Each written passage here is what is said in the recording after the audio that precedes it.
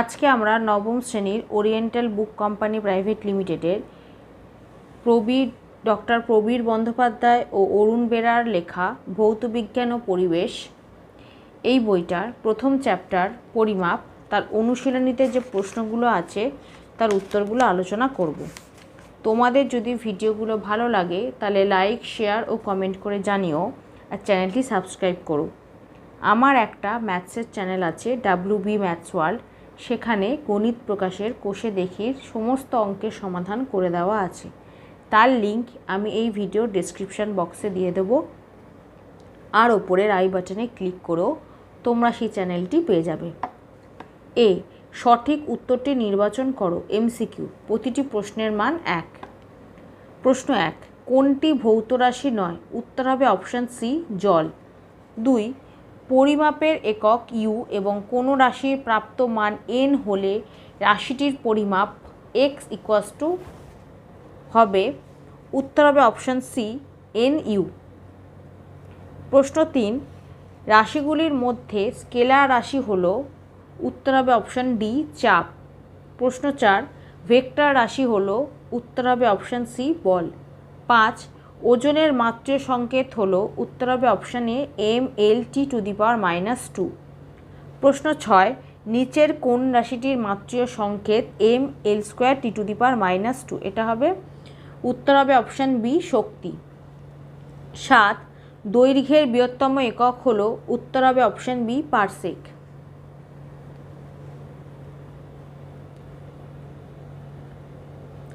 8, 1 micron = x nanometre হলে x এর মান হবে।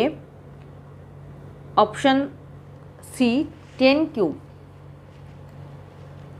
প্রশ্ন 9, 4 ডিগ্রি সেলসিয়াস তাপমাত্রায় বিশুদ্ধ জলের ঘনত্ব 1 গ্রাম পার সেন্টিমিটার কিউব হলে SI এককে এর মান হবে। উত্তর হবে option A, 1000 KG per metre cube. প্রশ্ন 10, সাধারণ তুলাযন্ত্রের ওজন বাস্কের বাটখারাগুলির ভর কোন অনুপাতে থাকে? উত্তর হবে অপশান বি, 1:2:2:5। প্রশ্ন 11, রৈখিক স্কেলের লঘিষ্ঠ ধ্রুবক কত? উত্তর হবে অপশান বি, 0.1 সেন্টিমিটার। 12, নিম্নলিখিত এককগুলির মধ্যে কোনটি মৌলিক একক? উত্তর হবে অপশান এ, আলোকবর্ষ। প্রশ্ন 13, কোনটি সাধারণ তুলাযন্ত্রের সুবেদিতার শর্ত? উত্তর হবে অপশান ডি, কোনোটিই নয়। প্রশ্ন 14, প্রদত্ত কোন দৈর্ঘ্যটি তুমি সাধারণ স্কেল দিয়ে মাপতে পারবে না? উত্তর হবে অপশান সি, 4.15 সেন্টিমিটার। তারপর প্রশ্ন বি, শূন্যস্থান পূরণ করো। প্রতিটি প্রশ্নের মান 1। প্রশ্ন 1, তড়িৎ প্রবাহ মাত্রা একটি ড্যাশ রাশি। উত্তর হবে স্কেলার। প্রশ্ন 2, রাশির একক ইন্টু সাংখ্যমান ওই রাশির ওই ড্যাশ। উত্তর হবে রাশির পরিমাপ। প্রশ্ন 3, আলোকবর্ষ ড্যাশ একক। উত্তর হবে দৈর্ঘ্যের। 4, ড্যাশ ও বেগের একক সমান। উত্তর হবে দ্রুতি। 5, মাত্রাহীন ভৌত রাশির মাত্রার সংকেত ড্যাশ। উত্তর হবে থাকে না। 6, তুলাদণ্ডের বাহু দুটি লম্বা হলে তুলা যন্ত্রটি ড্যাশ হবে। উত্তর হবে সুস্থিত। 7, দৌড় প্রতিযোগিতার সময় ড্যাশ ঘড়ি ব্যবহার করা হয়। উত্তর হবে স্টপওয়াচ। 8, ড্যাশের সাহায্যে বস্তুর ওজন মাপা হয়। উত্তর হবে স্প্রিং তুলা। 9, বস্তুর একক আয়তনের ভরকে ড্যাশ বলে। উত্তর হবে ঘনত্ব। তারপরে সি, নিম্নলিখিত বিবৃতিগুলি সত্য বা মিথ্যা তা লেখো। প্রতিটি প্রশ্নের মান 1। প্রশ্ন 1, কৃতকার্য হলো এমন একটি স্কেলার রাশি যা দুটি ভেক্টর রাশির গুণফল। এটি সত্য। 2, আয়তনের মাত্রার সংকেত m0 L³ T³। এটাও মিথ্যা। 3, মাত্রাহীন রাশির একক থাকতে পারে। এটি সত্য। 4, আলোকবর্ষ হলো সময় পরিমাপের একক। এটি মিথ্যা। প্রশ্ন 5, লিটারের সংজ্ঞায় অবশ্যই 20 ডিগ্রি সেলসিয়াস উষ্ণতা উল্লেখ করতে হয়। এটা মিথ্যা। 6, স্টেরেডিয়ান হলো কোন পরিমাপের একক? এটিও মিথ্যা। তারপর ডি, স্তম্ভ মেলাও। প্রতিটি প্রশ্নের মান 1।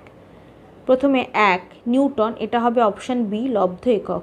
2 আপেক্ষিক গুরুত্ব, এটা হবে অপশান ডি এককবিহীন রাশি। 3 আলোকবর্ষ, এটা হবে অপশান এ দৈর্ঘ্য মাপার বড় একক। 4 ফার্মি, এটা হবে অপশান সি দৈর্ঘ্য মাপার ক্ষুদ্র একক। তারপর ই অতি সংক্ষিপ্ত উত্তর দাও। প্রতিটি প্রশ্নের মান 1। প্রশ্ন 1 ভর, ভার, বেগ, ত্বরণ এগুলির মধ্যে কোনটির একক মৌলিক, কোনটির একক লব্ধ? ভরের একক হচ্ছে মৌলিক, ভার, বেগ, ত্বরণ এই তিনটের একক হচ্ছে লব্ধ। প্রশ্ন 2 একই একক বিশিষ্ট দুটি ভৌত রাশির উল্লেখ করো যাদের একটি স্কেলার রাশি এবং অপরটি ভেক্টর রাশি। তাহলে একই একক বিশিষ্ট দুটি ভৌত রাশির নাম হলো দূরত্ব, যার বা যেটি একটি স্কেলার রাশি, এবং অপরটি হলো সরণ, যেটি একটি ভেক্টর রাশি। প্রশ্ন 3 অণু পরমাণুর ভর মাপা হয় কোন এককে? উত্তর হবে পারমাণবিক ভর একক। পারমাণবিক ভর একক। প্রশ্ন 4 কোন ভৌত রাশির একক মিটার পার সেকেন্ড স্কোয়ার? উত্তর হবে ত্বরণ। 5 একটি এককহীন ভৌত রাশির নাম লেখো। উত্তর হবে আণবিক ভর। 6 পারদের ঘনত্ব 13.6 গ্রাম পার সেন্টিমিটার কিউব হলে এসআই এককে পারদের ঘনত্ব কত? পারদের ঘনত্ব 13.6 গ্রাম পার সেন্টিমিটার কিউব। আমরা জানি এসআই ব্যবস্থায় ঘনত্বের একক কেজি পার মিটার কিউব, এবং 1 KG per metre cube equals হচ্ছে 1000 গ্রাম পার সেন্টিমিটার কিউব। অতএব এসআই এককে পারদের ঘনত্ব equals to 1000 into 13.6 KG per metre cube equals to হবে 13.6 পয়েন্টটা তুলে দিই, নিচে হলো 10 ইন্টু 1000, তারপর কাটাকুটি করে হবে 13,600 কেজি পার মিটার কিউব। এটা হবে অ্যান্সার।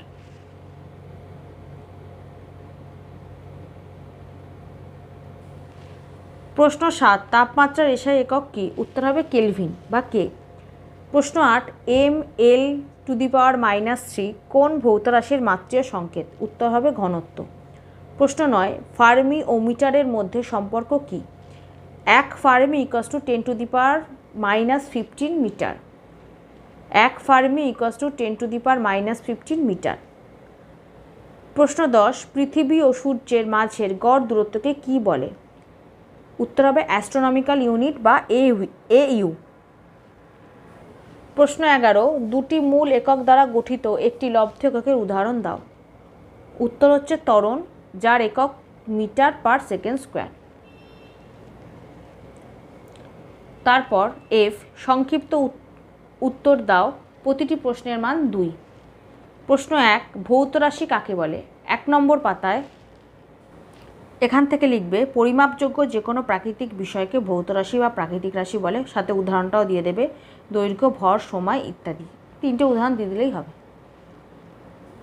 প্রশ্ন 2 এককের প্রয়োজনীয়তা ব্যাখ্যা করো। 2 নম্বর পাতায় এই যে 2 নম্বর পাতায় দেখো এককের প্রয়োজনীয়তা দেওয়া আছে, 3টে পয়েন্ট দেওয়া আছে, 3টে পয়েন্টই লিখে দেবে এখান থেকে এতটা।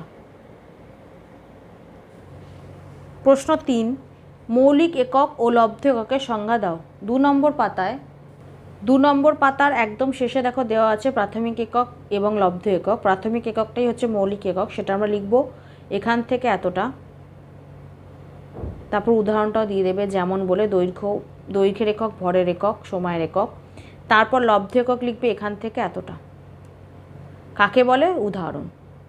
কাকে বলে লিখলে তার সাথে উদাহরণটাও দেবে। প্রথমে মৌলিক একক বা প্রাথমিক একক এখান থেকে এতটা উদাহরণ সহ, তারপর লব্ধ একক এখান থেকে এতটা উদাহরণ সহ।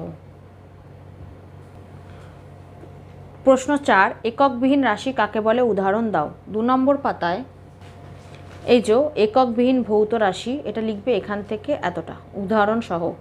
প্রথমে কাকে বলে এত অবধি, তারপর উদাহরণ দেওয়া আছে এখান থেকে এতটা। প্রশ্ন 5 সাধারণ তুলার সুবেদিতা বলতে কি বোঝায়? সুবেদিতার 2টি শর্ত লেখো। 11 নম্বর পাতায় এই যে সুবেদিতা কাকে বলে সেটা লিখবে এখান থেকে এতটা, আর দুটো শর্ত লিখতে বলেছে, এ আর বি, এই দুটো শর্ত লিখে দেবে। প্রথমে এখান থেকে এতটা লিখবে, তারপর এই দুটো শর্ত লিখে দেবে, এ আর বি। প্রশ্ন 6, ওজন বাক্সে বাটখারাগুলির অনুপাত 5:2:2:1 রাখা হয় কেন? 10 নম্বর পাতায় এর উত্তর লিখবে এখান থেকে এতটা। 10 নম্বর পাতায় এখান থেকে এতটা। প্রশ্ন 7, ভৌত রাশির মাত্রা বলতে কি বোঝায়? উদাহরণ দাও। 7 নম্বর পাতায় এই যে কাকে বলে তার উত্তর হচ্ছে এখান থেকে এতটা। ভৌত রাশির মাত্রা কাকে বলে? এখান থেকে এতটা। আর উদাহরণ দেবে এইটা, এখান থেকে এতটা। যেমন বলে শুরু করে পুরোটা করবে। অতএব বেগের মাত্রা সংকেত এত, এখান থেকে এতটা। প্রশ্ন 8, লম্বন ভুল কি, কিভাবে এই ত্রুটি দূর করবে? 8 নম্বর পাতায় প্রথমে লম্বন ভুল কি সেটা লিখবে এখান থেকে এতটা, এখান থেকে এতটা। তারপর এই ত্রুটি কিভাবে দূর করবে সেটা লিখবে এখান থেকে এতটা, এই লাইনটা, এখান থেকে এতটা। প্রথম প্রশ্নের উত্তর হবে এখান থেকে এতটা, পরের প্রশ্নের উত্তরটা হচ্ছে এখান থেকে এতটা। প্রশ্ন 9, একটি সাধারণ স্কেলের সাহায্যে সরু তারের ব্যাস কিভাবে মাপবে? এই প্রশ্নের উত্তরটা এই বইতে নেই, আমি একটা অন্য বই থেকে দেখাচ্ছি, তোমরা একটু লিখে নিও। এই যে এই প্রশ্নের উত্তর দেখো, সরু তারের ব্যাস নির্ণয়। উত্তরটা লিখবে এখান থেকে এতটা, এখান থেকে এতটা।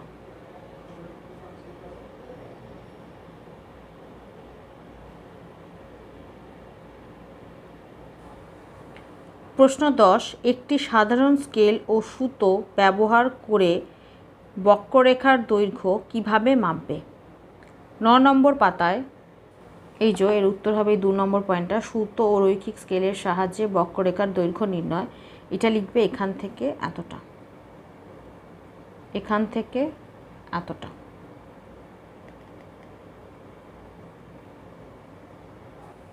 তারপর জি, প্রশ্নগুলির উত্তর দাও। প্রতিটি প্রশ্নের মান 3।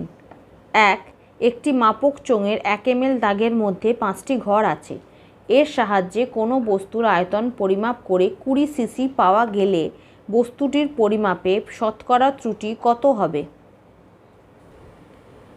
আমরা জানি 1 ml = 1 সিসি বা সেন্টিমিটার কিউব। এখানে মাপক চোঙের 1 ml দাগের 5টি ঘর আছে। অতএব এই চোঙ দিয়ে ন্যূনতম পরিমাপ করা যায় = 1 ml ভাগ 5 হবে 0.2 ml। যেহেতু বস্তুটির আয়তন 20 সেন্টিমিটার কিউব = 20 ml, অতএব পরিমাপের ত্রুটি = 0.2 ভাগ 20, পয়েন্টটা তুলে নিচে ইন্টু 10, আর যেহেতু শতকরা করতে হবে সেজন্য ইন্টু 100। সব কাটাকুটি করে আমাদের উত্তর আসবে 1%। তাহলে অতএব পরিমাপে 1% ত্রুটি হবে, এটা হবে অ্যান্সার। প্রশ্ন 2, একটি মিটার স্কেলের সাহায্যে তুমি 7 সেন্টিমিটার দূরত্ব মাপলে পরিমাপে শতকরা ত্রুটি কত হবে? 2, আমরা জানি 1 metre = 100 centimetre = 1000 millimetre. 1 metre = 100 centimetre = 1000 millimetre. একটি মিটার স্কেল দিয়ে ন্যূনতম পরিমাপ করা যায় 1 মিলিমিটার। যেহেতু দূরত্বের পরিমাপ = 60 সেন্টিমিটার হবে 60 × 10 মিলিমিটার, মানে হচ্ছে 600 মিলিমিটার। অতএব পরিমাপের ত্রুটি 1/600 ইন্টু, যেহেতু পার্সেন্টেজে নিয়ে যেতে হবে তাহলে সেটা হচ্ছে 100। তাহলে 1/600 ইন্টু 100 হবে 0.166% বা পার্সেন্ট। তাহলে অতএব পরিমাপে 0.166% ত্রুটি হবে, এটা হবে অ্যান্সার।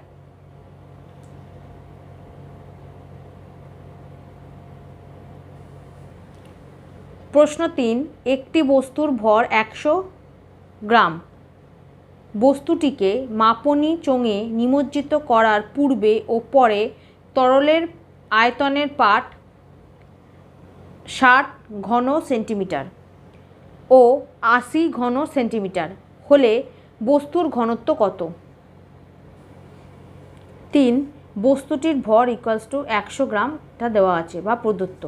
বস্তুটিকে মাপনী চোঙে নিমজ্জিত করার পূর্বে তরলের আয়তনের পাঠ হচ্ছে 60 ঘন সেন্টিমিটার, যেটা হচ্ছে V1, এবং পরের তরলের আয়তনের পাঠ 80 ঘন সেন্টিমিটার, যেটা হচ্ছে V2 ধরি। অতএব বস্তুটির আয়তন equals to V2 minus V1 ঘন সেন্টিমিটার ইকুয়ালস টু, তাহলে V2 হচ্ছে 80 মাইনাস V1 হচ্ছে 60 ঘন সেন্টিমিটার ইকুয়ালস টু হবে 20 সেন্টিমিটার, 20 ঘন সেন্টিমিটার। অতএব বস্তুটির ঘনত্ব ইকুয়ালস টু ভর বাই আয়তন, তাহলে ইকুয়ালস টু ভর হচ্ছে প্রথমেই দিয়ে দিয়েছে দেখো 100, তাহলে 100 ভাগ আয়তন হচ্ছে 20 ভাগ 20 ইকুয়ালস টু হবে 5 গ্রাম পার ঘন সেন্টিমিটার। এটা হবে অ্যান্সার, 5 গ্রাম পার ঘন সেন্টিমিটার। প্রশ্ন 4, আয়তন মাপক চোঙ ও সাধারণ তুলার সাহায্যে তুমি কিভাবে জলে অদ্রাব্য কোনো কঠিন বস্তুর ঘনত্ব নির্ণয় করবে? 11 নম্বর পাতায় একদম শেষেই প্রশ্নের উত্তরটা দেওয়া আছে। এটা লিখবে এখান থেকে এতটা, এখান থেকে এতটা, আর তার সাথে এই ছবিটা এঁকে দেবে। এখান থেকে এতটা লিখবে, তার সাথে এই ছবিটা এঁকে দেবে। প্রশ্ন 5, ভালো তুলাযন্ত্রের কি কি আবশ্যকীয় গুণ থাকা প্রয়োজন? 11 নম্বর পাতায় এই যে দেখো দেওয়া আছে ভালো তুলাযন্ত্রের আবশ্যকীয় গুণাবলী। এটা লিখবে এখান থেকে এতটা, এখান থেকে এতটা, 4টে পয়েন্ট দেওয়া আছে, 4টে পয়েন্টই লিখবে, 1 2 3 4, এই 4টে পয়েন্টই লিখে দেবে। প্রশ্ন 6, 4 ডিগ্রি সেলসিয়াস তাপমাত্রায় 40 গ্রাম জলে একটি পাত্র পুরো ভর্তি হয়। ওই পাত্রে 32 গ্রাম কেরোসিন ধরলে কেরোসিনের ঘনত্ব কত হবে? 6, আমরা জানি 4 ডিগ্রি সেলসিয়াস উষ্ণতায় 1 কেজি মানে হচ্ছে 1000 গ্রাম জলের আয়তন হয় 1 লিটার মানে হচ্ছে 1000 ঘন সেন্টিমিটার। এখানে 4 ডিগ্রি সেলসিয়াস উষ্ণতায় 40 গ্রাম জলে পাত্রটি পুরো ভর্তি হয়। অতএব 40 গ্রাম জলের আয়তনই 4 ডিগ্রি সেলসিয়াস উষ্ণতায় হবে পুরো পাত্রটির আয়তন। 4 ডিগ্রি সেলসিয়াস উষ্ণতায় 1000 গ্রাম জলের আয়তন হয় 1000 ঘন সেন্টিমিটার। তাহলে 1 গ্রাম জলের আয়তন হয় 1000 বাই 1000 ঘন সেন্টিমিটার।